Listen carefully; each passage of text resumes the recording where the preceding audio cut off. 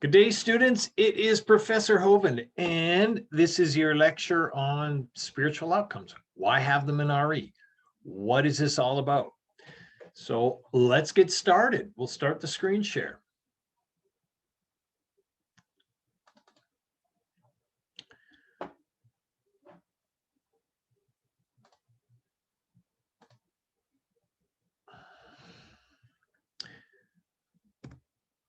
Objective. You know what? Let's make this the exam question. This will be one of the final exam questions in the oral final exam. So that makes it easy, straight to the point. Make the case for inclusion of spiritual outcomes in the RE class in religious schools. Why is this valuable? So we're going to break it down according to a few different artifacts. So let's get started. Before we can start though, think about past learning in the course. All right, here we have the early and medieval church, the modern church. We've got even some contemporary religious educators. Good. Hopefully you recognize those people. Person in the middle, James K.A. Smith, and his writings on secularism, right? The secular age. In the video you watched. Putting these all together, what we kind of start to see is that we're trying in religious life to think about a transcendent, that there's something beyond the physical reality and just the everydayness, regular of everyday life of the physical world. And it's trying to point to something greater.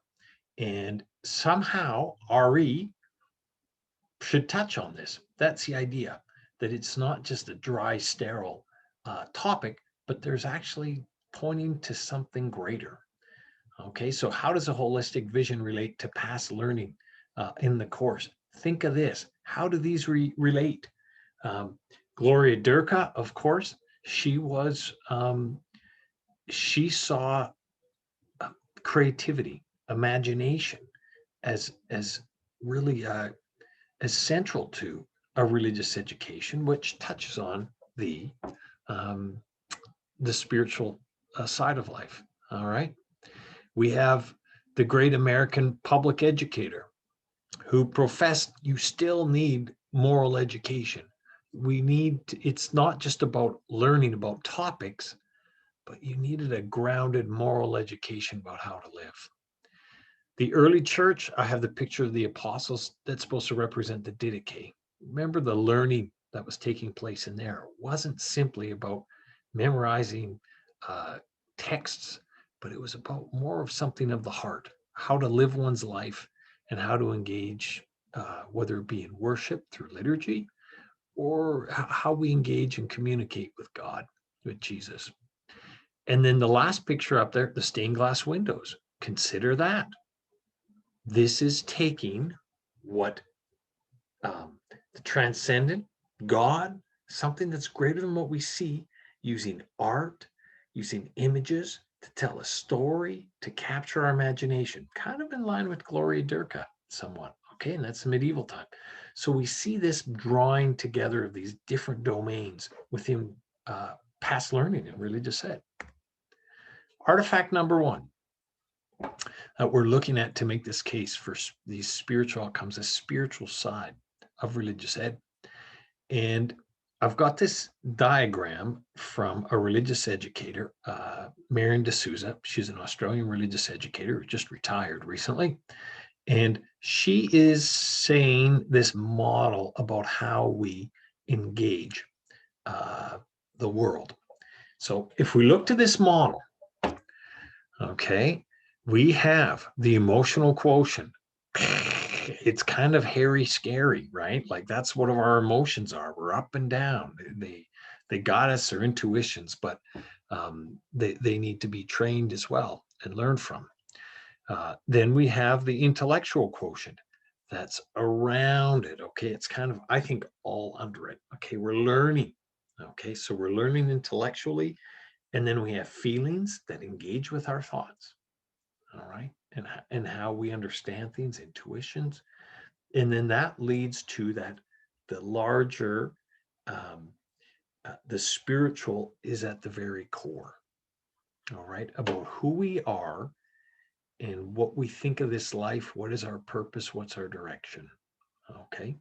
On the outside is a sensing and perceiving the outer world. Okay.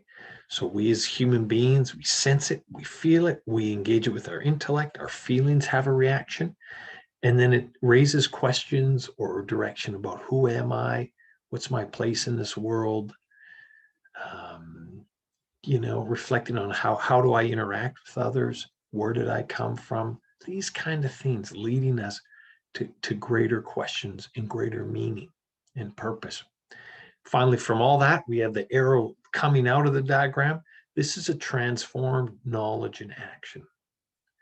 So ideally, when we encounter this perception of the outer world through people and places, things, then in schools, then it changes us and makes us think about things differently as we're learning. Hopefully we get some in tune with our emotions and what they're saying to us about deeper truths about ourselves. And then that is somehow all connected to who we are at the heart of ourselves. Maybe our heart, our soul, we'd say, more traditional language, that inner reflective learning that she writes of about our direction in life, our origins, and where we've come from. Okay, so that's the idea of, it's a model of learning that D'Souza is setting up. Okay, trying to have a holistic sense of how these integrate. So when you're writing your outcomes, be thinking about that. How does this cognitive outcome or something about the affective, how is it supporting the very core of the human person?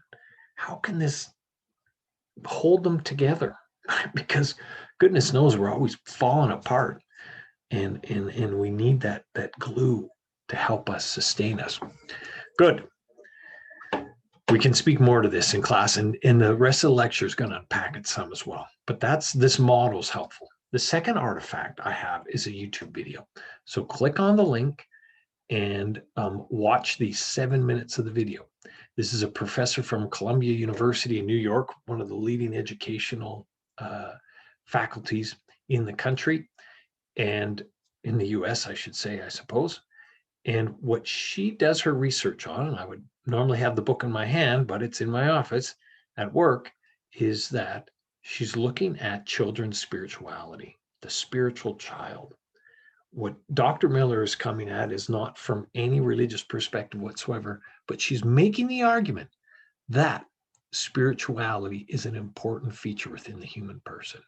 So I'm trying to use something that's more secular studies to support faith-based schools, all right, and religious education class.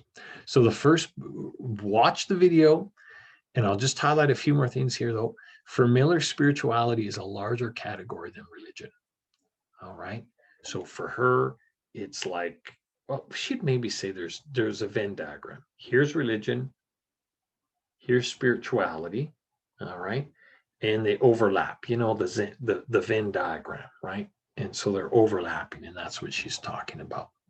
So spirituality is something born out of the 1960s, where we start to see in society a separation, a critique of religion to the point that everyday regular people will say, you know what, I'm just not going to go to church. I'll just kind of live a spiritual life on my own. All right. Now, there's all sorts of questions about how successful one can be spiritually without a religious tradition. All right. Probably really tough.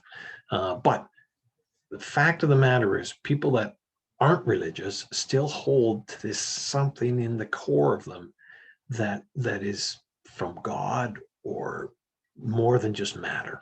All right. And that's what we're speaking about here. In the video, she talks about some benefits of a spirituality for youth, broad general terms, but very useful. Note 5 elements of a universal global spirituality. Here she studied people in 3 different countries, did a survey of them, and she tries to get the main characteristics of it, like connectedness. All right. Watch that, get those down pat. And then note the chart about adolescent life with or without a spiritual core. She's making the case that when adolescents engage a spirituality, It doesn't necessarily need to be religious. It could be just a rooted family, a strong connection with a grandparent that's maybe lives in the home, right? Some larger sense of identity, some sense that I'm just not myself, or my identity isn't simply taken from what I do and what I perform, but that I'm, in Christian terms, we might say, we're made in the image and likeness of God, that we're a soul, that we're more, that we have an eternal worth. That kind of language, okay? She lays that out, and how important it is, the benefits, if a child has that sense that no matter what they do, they are infinitely loved by God. All right. For instance, if we all believe that, that's a big help. We become much more resilient knowing that even though I'm a screw up, I make tons of mistakes, somehow God's mercy is always bigger than that. All right. And that's a relief. All right. I know it is for me because I screw up all the time. Then I just think of my own life and connections with family and friends right now. And you hear about kids in adolescence, they are going through a rough time. We can probably all think about our own background and think about Dr. Miller's classifications, how helpful they are for young kids. Okay.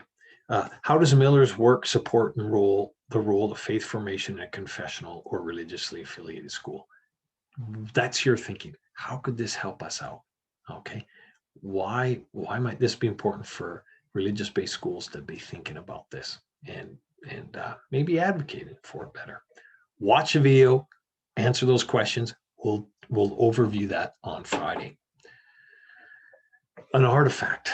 This is another thing I want to speak about on Friday. I'm given a scenario here where a local teacher knows of the diversity amongst her students.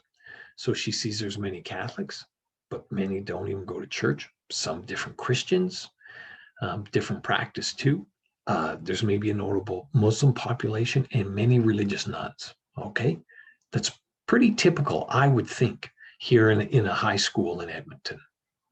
So the teacher is frustrated with the curriculum framework taught in Alberta Catholic schools, that is, in religious education. Why? Because she wants something that is educationally based and not catechetical, right? Catechetical is about faith formation, encouraging faith, supporting faith, go to church, do these things, right? Religious practices, that's what catechesis is about. It's not just learning about faith. So her question is, how can I teach them faith formation or discipleship when many aren't religious, right? Think about your class when you're in high school. How many kids do you think went to church, synagogue, temple, mosque, like once a month? How many out of, say, 25 kids in a random class, 25, 30 kids, how many actually did that? Okay. Now, so this teacher is saying, why don't we just teach about religion so kids know something about it and not to form or transform students? Okay. Inform, form, and transform. That was Groom's model. So what's your initial response to that? What is the good side to that? Now, look at the D'Souza article. There's two D'Souza articles, but this is the one about the spiritual aspect. Think about that. State her arguments for and against this position. Where would she see value in it, but where might she see a shortcoming? And then I want you to think about and be prepared. What do you think? Would you be on board with this teacher? Where would you differ from her? Think about it. I think this is a real position, and I think this person's gutsy saying it. So what's your response to it? State 3 reasons for the inclusion of spiritual outcomes in religious education classroom, right? Well, I think of resiliency amongst students. I'm just going to talk about the 3 that come right off the top of my head. Resiliency for students. It tries to say that we're here to teach about things, but an education is more than that. Like, we have a soul, we have a spirit, we have heart that needs greater wisdom teachings, deeper intuitions, deeper reflections that's needed. So I think it's just more human, right? It's more connected with that. And the third one, I think it relates to historical. It's kind of the history of religious education. It's tried to engage the spiritual side. It's not simply, there is a part that would just be concerned about learning about, but religion itself is trying to enter into a larger mystery and how to live our lives and where are we from and is there something greater than us, right? All these great questions in life. And I think a religious education has to answer that or get us thinking about it. Maybe not answer it. Answer it might be the wrong answer, but at least get us thinking and wondering about it. Because a sense of wonder, that's a real gift. Again, I'm going to give you on the final exam, this is going to be on it. If it's not, you say, Hovind, you said it was going to be, hold my feet to the fire. So make the case of inclusion of spiritual outcomes in the RE classroom in religious schools. And that's it. That's it for this slideshow. And I hope you get a better sense of what spirituality or spiritual outcome means for religious ed and for schools and how it can benefit young people. And I think it makes us think as teachers of a broader image about what we're trying to do in schools. All the best.